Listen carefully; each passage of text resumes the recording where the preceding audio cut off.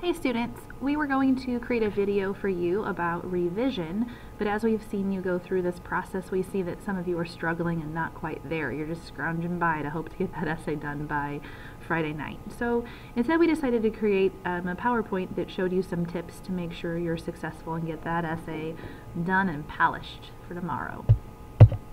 So a few picky things that are required in a formal essay that you want to keep in mind is that you shouldn't be using contractions. So instead of something like don't, do not, instead of can't, cannot. Also keep it simple. Times New Roman, 12-point font, black ink. I think the default in Google is Arial 11. We're fine with that too, but no fancy font sizes or colors or anything like that. Avoid first and second person pronouns, so don't say I think or have you ever or in this essay I'm going to tell you about. Also, it's important to edit your writing. So many times students get so happy to be done with it, they're just turning it in and okay, it's 11:59, done, check. Instead, make sure you go through, make sure things are spelled correctly. Even with spell check, things like definitely can be turned into defiantly. Make sure your grammar's correct, things are in parallel structure, all of those good things, correct punctuation. Commas are huge. Students are constantly messing up commas, so make sure you remember those grammar rules we focused on with Sentence of the Week. And say consistently in present or past tense. I always notice more errors when I read something out loud. So if you read your essay out loud, even to yourself, close your door, read it to yourself, you're going to notice some things you could fix. You can also ask somebody else to help you out.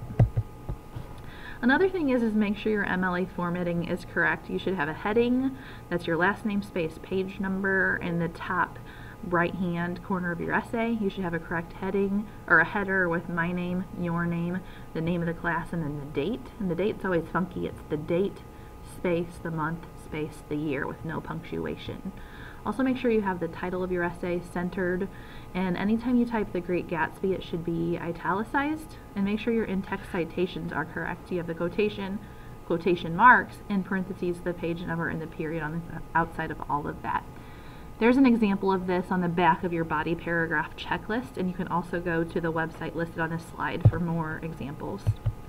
Another thing is check your sentence fluency and word choice. Again, if you're reading your essay out loud, you're going to notice if things are choppy and if things don't flow well, if it seems like you have a lot of short sentences or a lot of run-on sentences.